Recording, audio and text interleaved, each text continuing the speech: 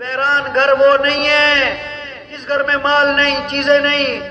ویران گھر وہ ہے جس گھر میں اعمال نہیں، قرآن کی تلاوت نہیں، اللہ کا ذکر نہیں، نمازوں کا اہتمام نہیں. چاہے سونے چاندی سے بھرا ہو، چاہے 10 کنال کا بنگلہ ہو، یہ ویران گھر ہے. اس گھر میں مصیبتیں، نحوستیں، پریشانیاں، دکھ اور غم آئیں گے.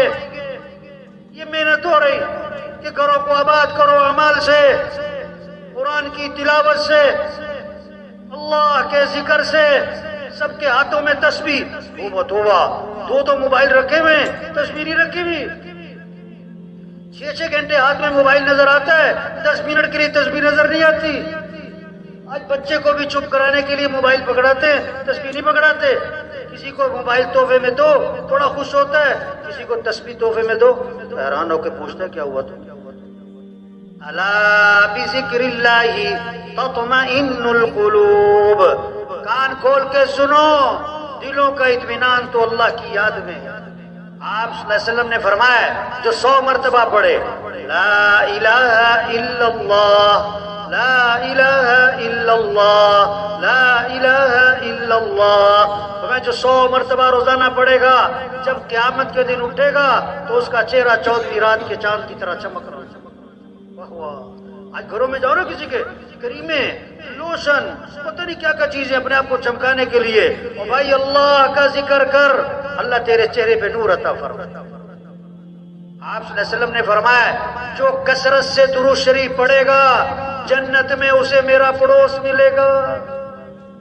کثرت سے درود شریف پڑھو، حد نہیں باندھی، کثرت سے. ایک صحابی نے عرض کیا حضور میں نے ذکر کا وقت طے کیا ہے. جیسے آج وقت ہے نا، یہ میرا کلب کا وقت، یہ میرے جم کا وقت، یہ میرے سیر کا وقت، یہ میرا فلاں چیزوں کا وقت. صحابی کیا پوچھ رہے ہیں اللہ کے رسول میں نے ذکر کا وقت طے کیا، اس میں سے کتنا وقت درود شریف کو دے دوں؟ پھر خود ہی عرض کیا حضور 1/4 وقت درود شریف، باقی دوسرے اذکار.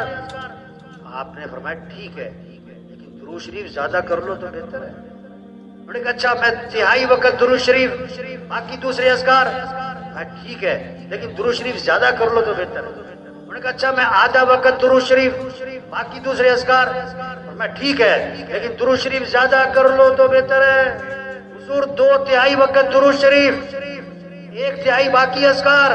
فرمایا ٹھیک ہے لیکن درود شریف اور زیادہ کر لو تو بہتر. انہوں نے عرض کیا اچھا میں سارا وقت درود شریف کو دیتا ہوں. آپ نے فرمایا اذن تکفی ہمک ویغفر ذنبک. اگر تم ایسا کرو گے تمہاری ساری پریشانیاں دور کر دی جائیں گی اور تمہارے سارے گناہوں کو معاف کر دیا جائے گا. ہمارے وکیل، جج، افسر، ہمارے مزدور، ریڑھی والے، چھاپڑی والے فضا بنے ان میں کیا؟ قرآن کی، ذکر کی، استغفار کی. آپ صلی اللہ علیہ وسلم نے فرمایا جو کثرت سے استغفار کرے گا اللہ ہر تنگی سے اسے نکالے گا، پریشانیوں سے بچائے گا. اللہ وہاں سے رزق دے گا جہاں سے وہم و گمان بھی. استغفار کرو. لولا تستغفرون اللہ لعلکم ترحمون. وہ استغفار کیوں نہیں کرتے؟ اللہ کی رحمتیں برسیں گی. وقلت استغفروا ربکم انه كان غفارا يرسل السماء عليكم مدرارا ويمددكم بأموال وبنين ويجعل لكم جنات ويجعل لكم انهارا. استغفار پر اللہ گناہ بھی معاف کرے گا، اللہ بارشیں دے گا، اللہ مال بھی دے گا، اولاد بھی دے گا، نہروں میں برکت، باغات میں برکت. یہ اللہ کے وعدے ہیں. کس پر؟ استغفار پر. یہ زندہ ہو استغفار، یہ محنت ہے. سب اللہ سے مانگیں. ہم سب محتاج ہیں اللہ کے، مالداروں کے نہیں، مالدار بھی محتاج ہیں اللہ کے، وزیروں کے نہیں، وزیر بھی محتاج ہیں اللہ کے، حکومتوں کے نہیں، حکومتیں بھی محتاج ہیں کس کی؟ تو سب کس سے مانگیں؟ صبح شام کس سے مانگیں؟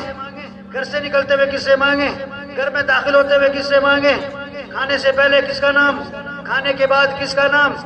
اللہ سے مانگو بھائی. کتنی دعائیں ہیں، صبح کی دعائیں ہیں، شام کی دعائیں ہیں. عبداللہ بن عمر رضی اللہ عنہ فرماتے ہیں حضور صلی اللہ علیہ وسلم اس دعا کا پڑھنا کبھی نہیں چھوڑتے تھے، نہ کبھی صبح چھوڑتے تھے نہ کبھی شام چھوڑتے تھے. جس دعا کو اللہ کے نبی کبھی نہ چھوڑیں وہ کتنی عام ہوگی. اللهم إني أسألك العافية في الدنيا والآخرة. اللهم إني أسألك العفو والعافية في ديني ودنياي وأهلي ومالي. اللهم استر عوراتي وآمن روعاتي. اللهم احفظني من بين يدي ومن خلفي وعن يميني وعن شمالي ومن فوقي وأعوذ بعظمتك أن أغتال من تحتي. اس دعا کو اللہ کے نبی نہ صبح چھوڑتے تھے نہ شام چھوڑتے تھے. اے دنیا کے انسانوں اللہ سے مانگو، وزیروں اللہ سے مانگو، حکمرانوں اللہ سے مانگو، مزدوروں اللہ سے مانگو، تاجروں زمینداروں اللہ سے مانگو. حدیث میں آتا ہے من لم يسأل اللہ یغضب علیہ، جو اللہ سے مانگتا نہیں اللہ اس سے ناراض ہو جاتے، اللہ اس سے ناراض ہو جاتے. اذا سألت فاسأل اللہ وَإِذَا اسْتَعَنْتَ فَاسْتَعِنْ بِاللَّهِ. مانگنا ہے تو اللہ سے، مدد چاہیے تو مدد کرنے والا کون؟ اللہ ہے. سارے قرآن کا خلاصہ، تورات زبور انجیل کا خلاصہ، ساری وحی، سارے صحیفوں کا خلاصہ، آدم علیہ السلام سے لے کر حضرت محمد مصطفیٰ صلی اللہ علیہ وسلم تک جتنی وحی آئی ہے اس سب کا خلاصہ ایاک نعبد و ایاک نستعین. اے اللہ تیری ہی ماننی ہے اور تجھ سے ہی مانگنا ہے. یہ سارے مسئلوں کا حل ہے، غریبوں کے، مالداروں کے،